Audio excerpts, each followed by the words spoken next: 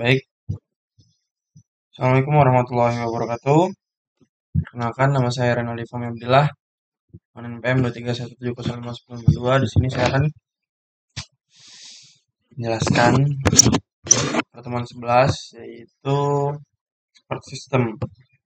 Kita baca modul aja biar lebih gampang. Pertama, definisi. Definisi expert system.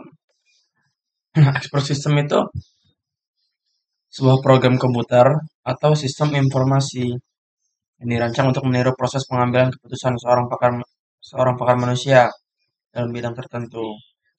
Jadi sistem ini merupakan salah satu cabang dari kecerdasan buatan yang tujuannya untuk menyelesaikan masalah-masalah spesifik dengan memberikan solusi atau saran berdasarkan pengetahuan yang telah diperoleh.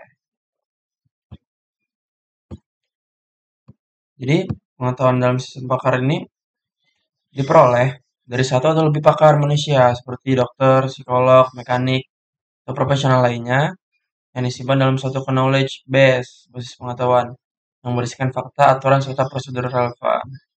Sistem ini kemudian menggunakan mekanisme penalaran, inference engine, untuk menarik kesimpulan atau mengambil keputusan secara logis berdasarkan informasi yang ada. Jadi awal mulanya ini, sistem ini dikembangkan oleh peneliti kecerdasan buatan pada tahun 1960 sampai 70 dan mulai banyak diterapkan di berbagai bidang pada tahun 1980. Buat sekarang, penggunaannya itu udah mencakup luas, seperti sektor medis, hukum, keuangan, teknik, dan lain sebagainya. Keunggulannya dari sistem pakar ini adalah kemampuannya dalam memberikan keputusan atau rekomendasi secara tepat, konsisten, dan akurat, bahkan dalam situasi yang kompleks dan mendesak. Ini jadi alat bantu yang sangat berguna lah bagi itu pekerjaan-pekerjaan yang memang itu nggak ada pakar secara langsung gitu. Jadi tujuan dari sistem pakar ini yang pertama yaitu meningkatkan akurasi keputusan. Dengan mengandalkan basis pengetahuan yang luas, algoritma yang canggih, sistem pakar akan memberikan keputusan atau saran yang lebih akurat dibandingkan pendekatan manual. Kedua, ketersediaan dan keberlanjutan. Hal Indonesia mungkin tidak selalu tersedia. Sistem pakar memastikan pengetahuan dan keahlian dapat tetap dapat diakses kapanpun dan dimanapun. Efisiensi. Sistem pakar bisa mengolah informasi dan memberikan solusi dengan cepat, hingga meningkatkan efisiensi dalam pengambilan keputusan. Yang keempat, mengurangi kesalahan. Dengan mengeliminasi faktor-faktor manusia seperti kelelahan atau bias, sistem pakar mampu mengurangi potensi kesalahan saat pengambilan keputusan. Yang terakhir, optimalisasi. Dalam konteks bisnis, sistem bakar berfungsi untuk mengoptimalkan proses atau kegiatan operasional dan memberikan hasil lebih baik dengan sumber daya yang lebih sedikit. Selanjutnya yaitu tantangan dalam pengembangan sistem bakar. Yang pertama yaitu pengumpulan basis pengetahuan. Jadi, mengumpulkan dan memvalidasi pengetahuan dari para ahli seringkali merupakan proses yang memakan waktu dan mahal. Selain itu, pengetahuan diperoleh harus berupaya secara berkala untuk memastikan relevansi dan akurasi. Lanjut, yang nomor 2, representasi pengetahuan. Mewakili pengetahuan dalam bentuk yang dapat diproses oleh fungsi inferensi adalah tantangan tersendiri.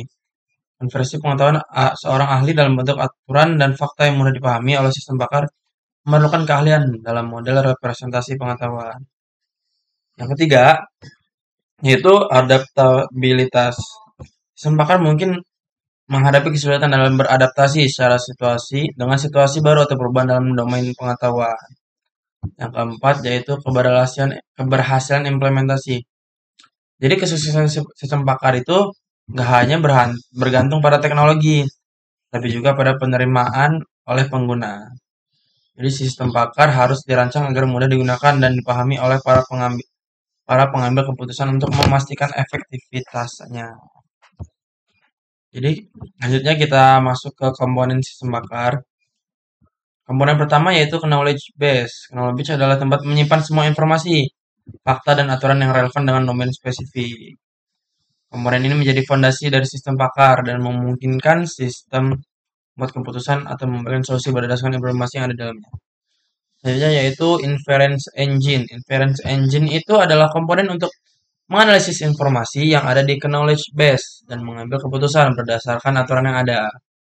Jadi inference engine ini bekerja dengan cara menarik kesimpulan dari fakta, lalu menerapkan logika untuk mencari solusi. Yang ketiga yaitu user interface. User interface ini adalah bagian dari sistem yang memungkinkan user berinteraksi dengan sistem pakar. Melalui interface ini, user dapat mengajukan pertanyaan atau masalah agar mendapatkan solusi dari sistem. Selanjutnya yaitu prinsip kerja sistem pakar. Sistem pakar mengumpulkan pengalaman dan fakta ke dalam knowledge base dan mengintegrasikannya dengan inference engine untuk memproses pengetahuan tersebut dan mengambil keputusan yang relevan. Sistem pakar menggunakan pendekatan tertentu dalam pendengaran, tergantung pada bagaimana pengetahuan disusun dan digunakan dalam sistem. Yang salah satu pendekatan umum yang digunakan adalah rule based system.